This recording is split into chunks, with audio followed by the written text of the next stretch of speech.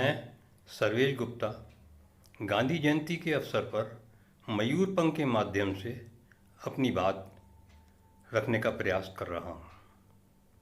Corona काल में परिवार और देश हित में सुरक्षा कवच के लिए याद रखना है 2 गज की दूरी और मुंह पर मास्क जरूरी।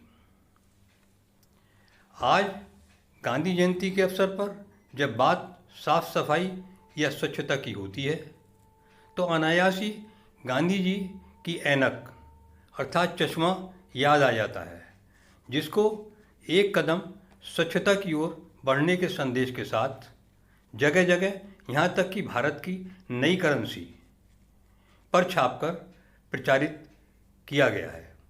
स्वच्छता बीमारियों से बचने का सबसे सरल उपाय है, जो भारतीय संस्कृति का आधार भी है। सुबह से उठने के बाद रात को सोने तक कहीं ना कहीं किसी न किसी रूप में स्वस्थ शरीर के लिए स्वच्छता को अपनाया जाता है। परिणाम स्वरूप आसपास का साफ सुथरा वातावरण और स्वस्थ शरीर मन को प्रसन्न रखने का साधन बन जाता है। हर क्रियाकलाप के पीछे व्यक्ति के विचार ही तो आधार हैं, जिनके परीक्षण और निरीक्षण करते हुए जीना और सुख से जीने की कला है। इसके लिए जीवन रूपी रथ को उचित और निश्चित दिशा देने के लिए मन रूपी लगाम को बुद्धि के द्वारा नियंत्रित कर सफलता से लक्षित उद्देश्यों को प्राप्त करने में सफल हुआ जा सकता है। कहने का मतलब है, व्यक्ति को मन का गुलाम नहीं बल्कि मन का मालिक बनकर जीना चाहिए।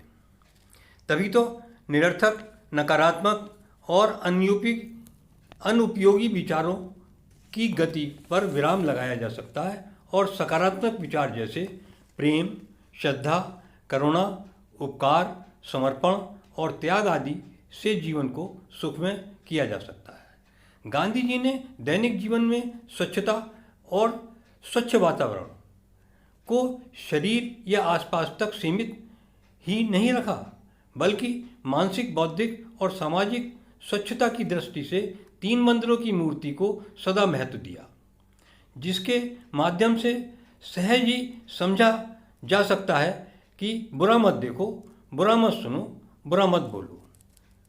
जबकि ये सबको विदित है कि केवल मनुष्य को शरीर के अतिरिक्त मन, बुद्धि और चित्त के साथ विवेक भी प्रदान किया गया है, जो उचित अनुचित का निर्धारण कर समुचित और तर्कसंगत देखने, सुनने और बोलने को निर्देशित करता है।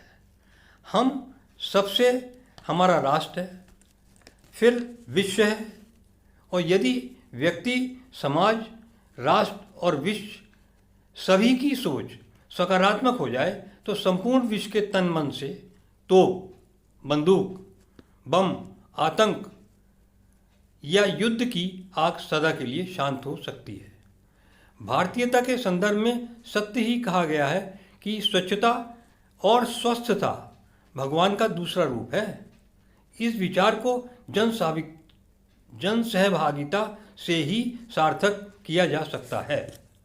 साफ सफाई के साथ स्वच्छ और सकारात्मक विचारों से जागरूक रहकर व्यक्तिगत जीवन में, समाज में, राष्ट्र में निरंतर योगदान करते रहने का संकल्प राष्ट्रपिता बापू के जन्मदिन के अवसर पर उनको सच्ची श्रद्धांजलि होगी।